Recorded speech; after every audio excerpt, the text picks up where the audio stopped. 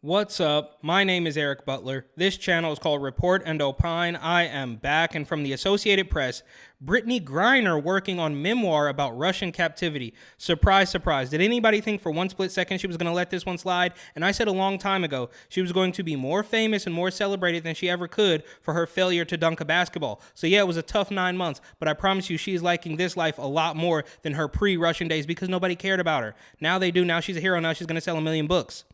Saying she is ready to share the unfathomable experience of being arrested and incarcerated in Russia, basketball star, debatable, is working on a memoir that is scheduled for spring 2024. And like I said, look, I guess you can call her a basketball star if you want, but nobody's walking around in that jersey. Nobody's watching those highlights. Now she's a star because she was stuck in a Russian prison for vaping or whatever it was.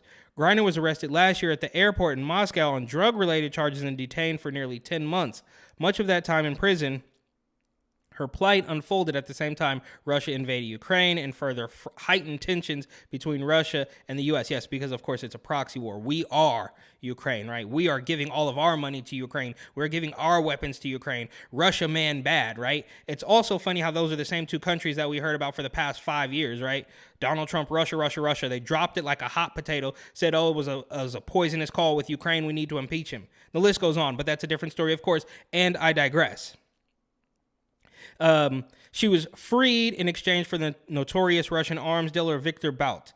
A WNBA All-Star with the Phoenix Mercury, Griner had flown to Moscow in February 2022 to rejoin the UMMC something, a Russian women's team she had played for in the offseason since 2014 because she was probably only making $30,000 a year or something, so she had to go moonlight as a Russian basketball player, and now she's not going to have to worry about that ever again. That day in February is the beginning of an unfathomable period in my life, which only now am I ready to share. Yeah, right. She couldn't wait. She couldn't wait to get this memoir off the ground. The primary reason I traveled back to Russia for work that day was because I wanted to make my wife, family, and teammates proud after an incredibly challenging 10 months in detainment. I am grateful to have been rescued and to be home.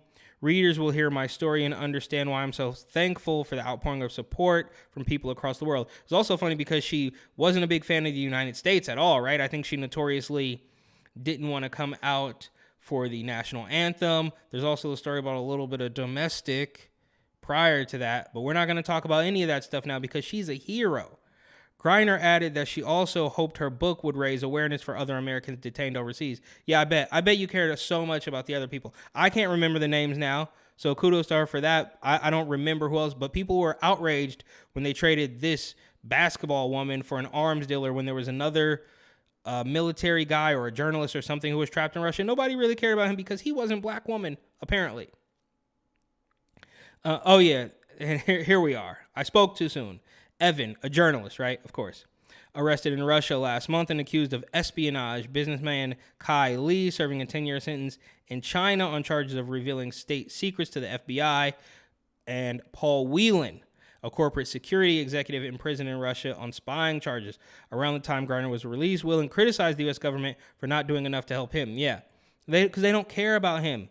It's a photo op. It's an inclusivity thing. It's a diversity thing. It's a quota to get can't duck a basketball Griner out of jail while you rot. Russia has been a popular playing destination for top WNBA athletes. I wonder why. If they're top WNBA athletes, I mean, what do you hear about NBA players going to foreign countries to play? Yeah, maybe after their career is over and they go play in Asia or in Europe, overseas somewhere. But it's not like they just take the summer to go play, if they miss the playoffs, to go play in another foreign country. Again, that's a different story. For top WNBA athletes in the offseason, with some earning salaries over $1 million, nearly quadruple what they can make as a base WNBA salary. Despite pleading guilty to possession of canisters with cannabis oil, a result of what she said was hasty packing, Griner still faced trial under Russian law. Griner's memoir is currently untitled and will be eventually published in a young adult edition. Financial terms were not disclosed. Now, I think we can all agree that Brittney Griner did not deserve 9 years or whatever it was they were trying to give her. And we all knew at the beginning that she was not going to face that much time. And 9 months is bad. I'm sure it was terrible. But like I said, she is more popular now than she ever could have hoped to be for her failure to dunk a basketball.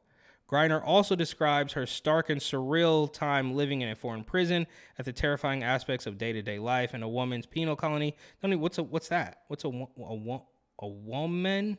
Not really sure, because we're told constantly that you have to be a biologist to know what a woman is, and that men can get pregnant, but then it's also National Women's Day, but then it's also Transgender Day of Visibility. It's all an absolute mess, and I will say it for the 150 millionth time.